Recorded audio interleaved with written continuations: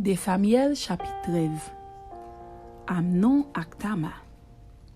Mais ça qui vient rive après ça. Absalom, petit garçon David là, te gen yon sè qui te belle en pile. Li te rele Tama. Amnon, yon lot petit garçon David tombe d'amour pour lui. Amnon te si tellement remel, li vin malade parce que li pat ka fait rien pour ça. Tama te ti fi toujours. Yo pat kite le contre ak aucun garçon. Mais Amnon te gen yon zami, yon moun yo te rele Jonadab, petit garçon Chimea, frère David. Jonadab sa te met dam en pile. Li di Amnon kon sa, ou se petit toi. Chaque jour moi wè figé au kagou. Ça ki gen? Amnon répond li, moi reme Tama c'est Absalom, frère même papa avem là. Jonadab di li, prends pose maladou, moute ka ban nou coucher. Le papa ou va vin wè ou a dil, tant pri, kite Tama sem lan vin ban manger. Moi ta reme pour li pare manger à devant pour mwel, le fini pour le servir manger à li même. C'est comme ça, Amnon moute ka ban li coucher, li prend pose malade li. Ou a David vin wèl. Amnon dil kon sa, tant pri, kite Tama vin pare de ti gâteau la devant la, le fini pour le servir mieux li même. David voye commission bay Tama nan palais a pour l'aller kay Amnon pare manger pour li.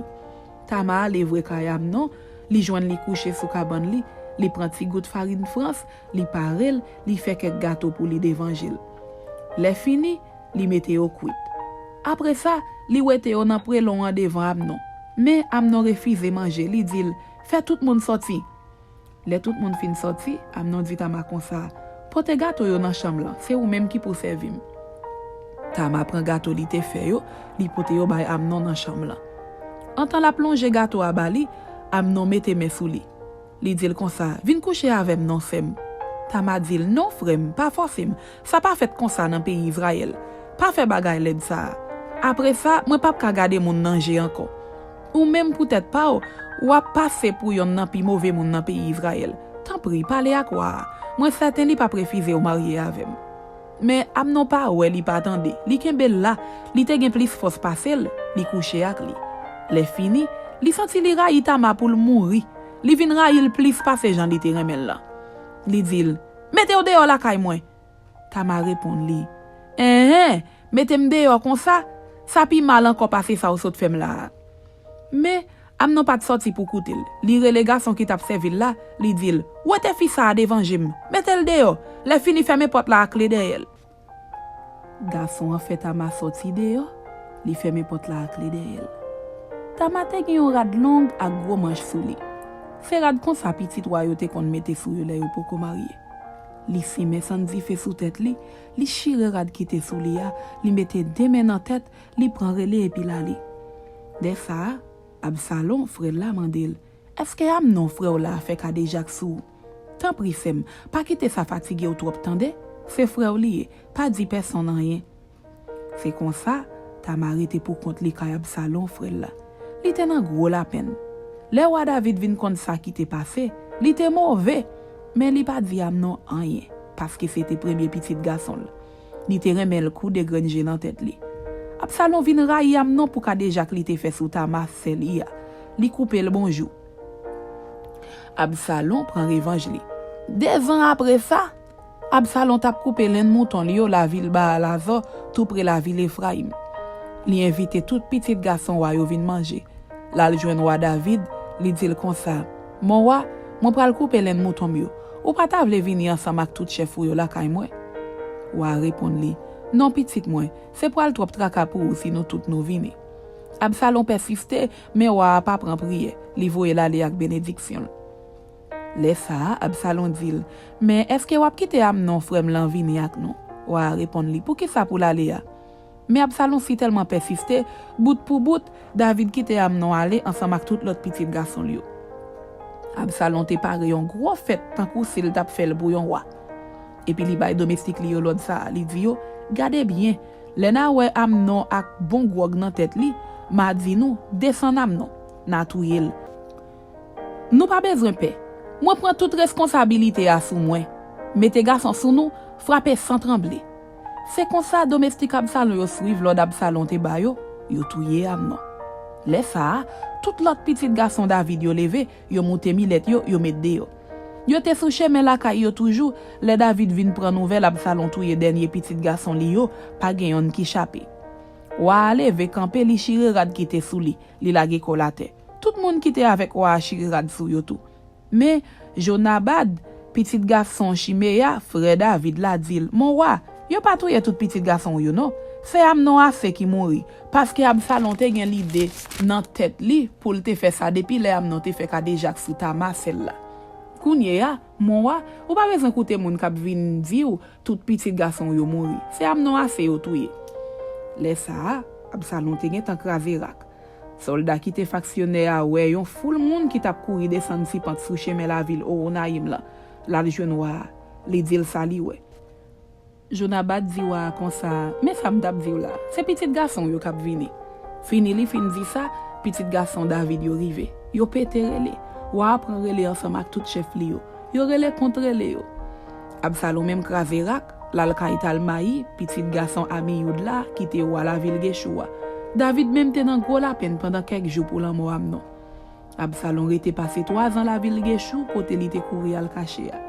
Le roi David fin consolé après l'amour Amnon, li vin envie ouais Absalom.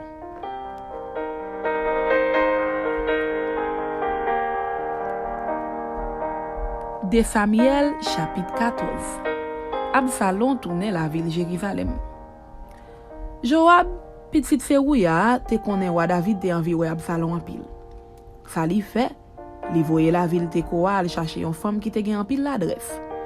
Les femmes l'arrivé, li dit comme ça, ou pral prend pose nan gros la peine. Ou mette rad dey sou. Les fini pa mette aucun odeur sou. C'est pour yo ka prend ou pour yon moun ki gen yon moun mouri depuis longtemps. Les fini ou pral bon côté wa dil tout ça m'a dit ou dit li. Après ça, Joab fait bouche li. Femme la livre côté wa, li tombe à genoux devant wa. Li baisse tête li jou kate. Et puis li dit, tant pris mon wa, fait qui choy pour moi. Wa mandel, qui ça ou gagné? Femme la répond li, adje mon wa, c'est yon pauvre veuve moyen, mari mouri. Li kite mak de petit garçon. Yon jou, yo te nan jardin, yon gen kontak lot, yo goumen. Pat gen personne la pour séparer yo. Yon la dan yo touye lot la. Kounye ya même, toute famille yo leve deyem, y ap mandem pour m'lage sa ki te touye lot la nan men yo pour yo touye l tout, parce que li te touye frère la. Si yo fait ça, m'a prêté 100 petit garçon. Y a prêté dernier ti espoir qui te rete m'lan. Le fini, mari m'pap gen yon petit garçon pour lever non le sous terre. Wa di madame la, ou met al la kayou, m'a pour occuper ça pour. Femme la ville te ko a di wa comme ça. Mon wa, n'importe qui ça wa décide faire, si pour gen reproche, y a reproché moi même ensemble avec famille pam. Mais ou même avec gouvernement ou, nous pas responsable en rien. Wa répondre li, si yon moun comprendre pour li craponner ou, menel ban moi. Li pap jam chercher ou compte encore. Femme la dit encore, tant pris mon wa.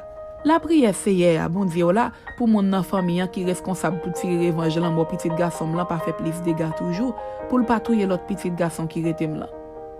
David répond li, moi fait serment annoncer hier qui vivant, moi pas quitter au moyen yon grand cheveux dans tête petit garçon là. Les ça, femme la dit encore, tant pris mon wa, qui t'aime dire une dernière parole. Wa répond li, parlez non. Femme la dit comme ça, pour que ça ou fait mauvais idée ça sous peuple bon Dieu. Ou pas vle quitter propre petit garçon là tourner dans pays ya. J'on saute parler ya ou condamner propre tête ou. Nous tout gain pour mourir. Nous tant coup de l'eau. Depuis ou lage de l'eau à terre ou pas ka ramasser encore. Les yon moun fin mourir, li mourir net. Mais bon Dieu t'a vle pour moun qui te courir al chercher protection dans pays étranger à tourner dans pays là. Mon roi, raison qui fait moi te vinn parler avec là, c'est parce que mon yo t'a fait paix. Moi dit nan ke moi pral parler à quoi. Wa ka fait ça m'a mandé là. Moi tap dit wa ka koutem. Li ka délivre moi ba men moun qui sorti pour yo touyer petit garçon là ensemble avec. En ba men moun qui sorti pour ete mosote qui vinn pour nous dans pays mon Dieu bay peuple ya. Moi dit encore parole mon wa va bon courage parce que wa c'est un couillon ange bon Dieu lié. Li kon reconnaître ça qui bien ak ça qui mal. Moi mande pour seye bon Dieu là toujours camper là avec. Wa dit comme ça, moi pas demander ou ki choy, pas cacher rien. Femme la répond, mon wa, mandem ça ou vle. Wa mandel, est-ce que Joab pas nan plan ça avec ou? Femme la répond li, même Jean vivant, mon wa, pas gen rien qui pi certain passer ça ou dit là. Oui mon roi, c'est Joab chef l'armée là qui dit tout ça pour me faire ak tout ça pour me dire. Mais si li fait c'est parce que li vle pour toute bagaille ça à régler. Mon roi, ou gen bon comprendre tant que yon ange bon Dieu. Ou connaît tout ça qui passé dans pays ya. Pita, wa dit Joab comme ça. On pral faire ça ou vle me faire. Aller chercher jeune homme yoré le Absalom, menel tourne ici là. Joab tombé à genoux devant David, li baissé tête li jou kate. Li dit, c'est pour mon Dieu béni au mon roi. Jodi a moi connaît ou content avec moi vrai parce que ou ba moi ça mandé ou là. Joab levé, la li la ville Geshou, li mène Absalom tourner la ville Jérusalem. Mais wa bay l'autre pour Absalom pas venir rester dans palais parce que li pas vle pour le paraître devant lui. C'est comme ça Absalom al rete la kay li pas jamais paraître devant wa. Absalom re bien avec David. Pas de pi bel garçon dans tout pays Israël là parce Absalom. Tout le monde t'a dit ça. Prend depuis dans cheveux, rive dans pointe orteil li pas de aucun défaut.